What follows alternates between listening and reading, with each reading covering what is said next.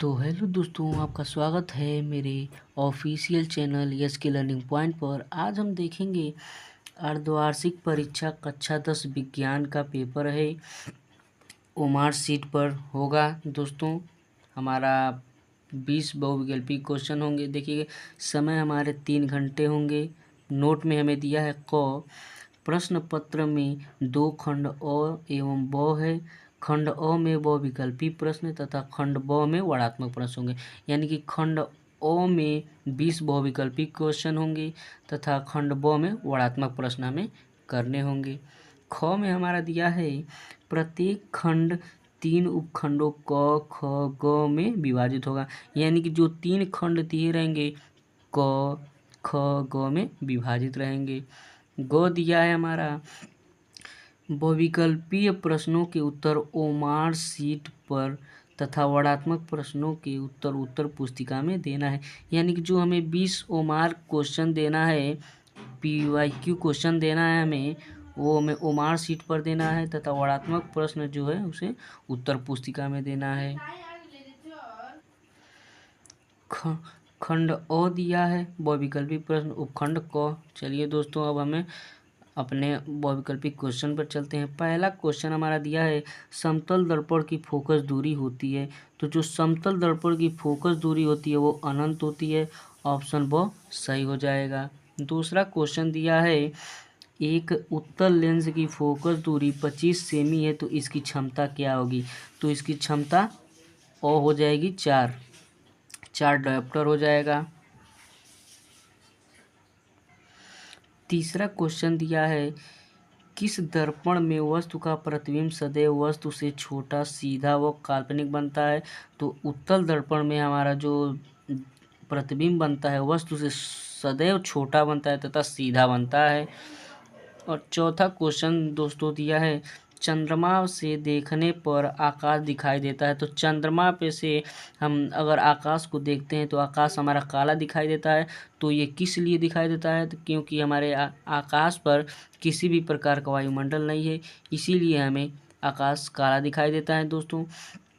पांचवा क्वेश्चन दिया है स्वस्थ आँख के लिए दूरबिंदु कितना होता है। तो हम लोग जानते हैं स्वच्छ आँख के लिए दूरबिंदु हमारा अनंत होता है। और यदि पूछ दे स्वच्छ आँख के लिए निकटतम बिंदु क्या होगा, तो निकटतम बिंदु के लिए हमारा 25 सेंटीमीटर हो जाएगा और दूर बिंदु के लिए अनंत हो जाएगा। अब 6वां क्वेश्चन हमारा दिया है मानव नेत्र द्वारा किसी वस्तु का प्रतिबिंब बनता है। तो मानव नेत्र द्वारा किसी वस्तु का प्रतिबिंब रेटिना पर बनता है। मानव नेत्र द्वारा किसी वस्तु का प्रतिबिंब रेटिना पर बनता है।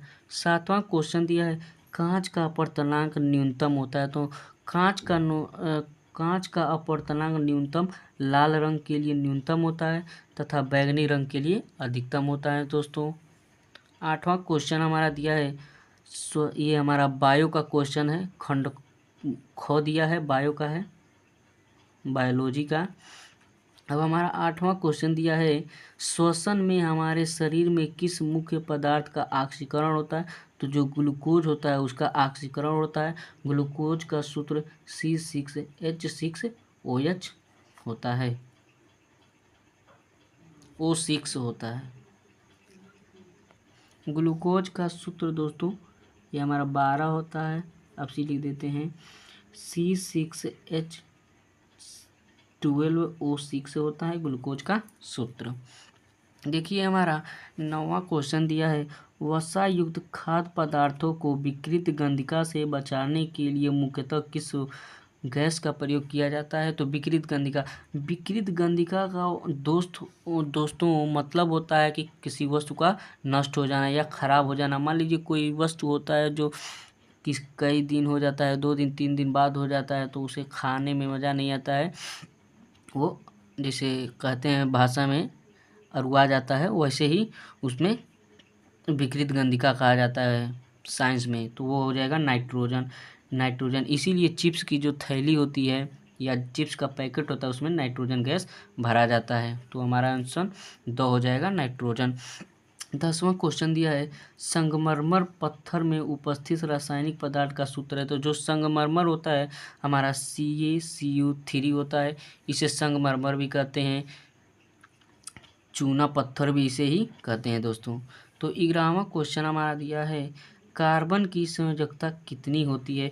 तो कार्बन की संयोजकता हम लोग जानते हैं 4 होती है, क्योंकि कार्बन हमारा C होता है, C 6 नंबर पे आता है, तो इसका इलेक्ट्रॉनिक विन्यास 2 और 6 हो जाता है, 2 और 4 हो जाता है, जिससे लास्ट में हमारा 4 होता है। तो जो लास्ट में होता है वही हमारा संयोजकता होता है, तो इसका संयोजकता 4 हो जाएगा दोस्तों। 12वां क्वेश्चन हमारा दिया है मृदु साबुन बनाने के लिए आवश्यक पदार्थ है। तो मृदु साबुन बनाने के लिए आवश्यक पदार्थ हमारा कास्टिक सोडा होता है। कास्टिक सोडा का सूत्र होता है NaOH। सोडियम हाइड्रोक्साइड होता है, जिसे कास्टिक सोडा के नाम से भी जाना जाता है दोस्तों। 13वां क्वेश्चन हमारा दिया है मार्स गैस का रासायनिक सूत्र क्या होता है। तो मार्स गैस का रासायनिक सूत्र हमारा CH4 होता है, जिसे मीथेन कहते हैं, इसे मार्स गैस के नाम से भी जाना जाता है दोस्तों। 14वां क्वेश्चन हमारा दिया है कार्बन का कौन सा अपरूप विद्युत का सुचालक होता है। तो विद्युत का सुचालक हमारा ग्रेफाइट होता है। जो ग्रेफाइट होता है वो कार्बन का अपरूप होता है, तथा ये ग्रेफाइट विद्युत का सुचालक है। 15वां क्वेश्चन हमारा दिया है सबसे बड़ी पाचक ग्रंथि क्या है। तो सबसे बड़ी पाचक ग्रंथि हमारी यकृत है। ये भी हमारे पाचन ग्रंथि में 20 से 22 सेंटीमीटर होती है, तथा इसका जो वजन होता है वो 1.5 किलो यानी कि 1500 ग्राम होता है दोस्तों। 16वां क्वेश्चन हमारा दिया है दोस्तों 16 क्वेश्चन दिया है घास खाने वाले प्राणियों को क्षुद्रंत कैसी होती है। तो उसकी क्षुद्रंत हमारी लंबी और चपटी होती है, लंबी होती है दोस्तों। हमारा ऑप्शन बहुत सही हो जाएगा। 17 क्वेश्चन दिया है रक्त का लाल रंग किस पदार्थ की उपस्थिति के कारण होता है। तो वो हीम के कारण होती है, या हीमोग्लोबिन इसे ही कहते हैं, हीमोग्लोबिन इसे ही कहते हैं दोस्तों। हीमोग्लोबिन के कारण इस हमारे खून का रंग लाल होता है। और 18 क्वेश्चन दिया है वृद्धि हार्मोन है। तो वृद्धि हार्मोन हमारा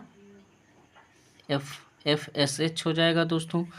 19वां क्वेश्चन हमारा दिया है पतझड़ से संबंधित हार्मोन है। तो जो पतझड़ से संबंधित हार्मोन है वो एब्सिसिक अम्ल होता है, ये ऑप्शन सही हो जाएगा।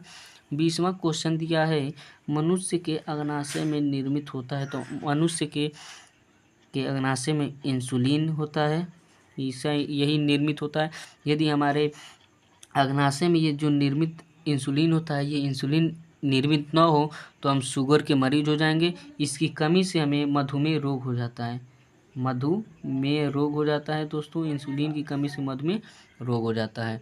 अब हमारा वर्णात्मक प्रश्न शुरू होता है, खंड ब वर्णात्मक प्रश्न शुरू होता है दोस्तों। लघु उत्तरी क्वेश्चन हमारा दिया है, पहला क्वेश्चन दिया है प्रकाश का परावर्तन को चित्र सहित परिभाषित कीजिए।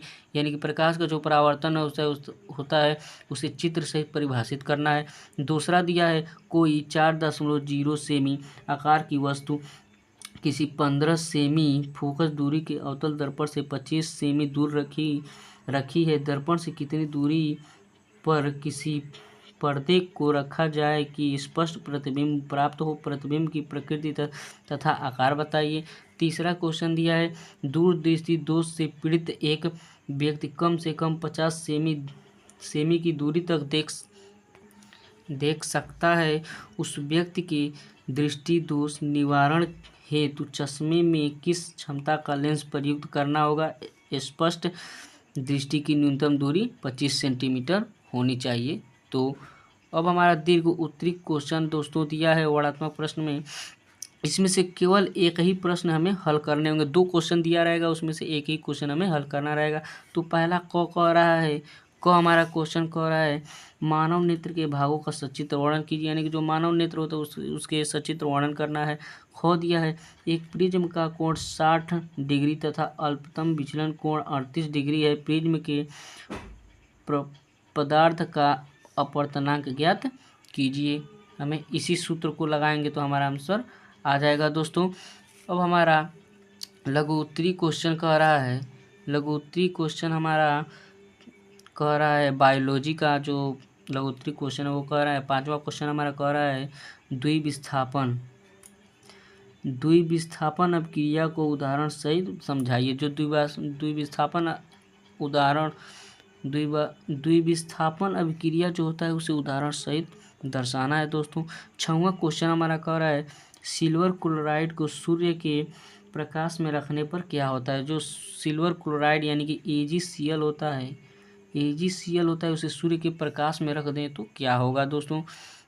अब 7वां क्वेश्चन हमारा कह रहा है दीर्घ उत्तरी क्वेश्चन में कह रहा है केमिस्ट्री का क्वेश्चन है दोस्तों। कह रहा है सोडियम हाइड्रोजन कार्बोनेट परीक्षण समझाइए तथा अम्लीय पोटेशियम डाइक्रोमेट का सूत्र लिखिए।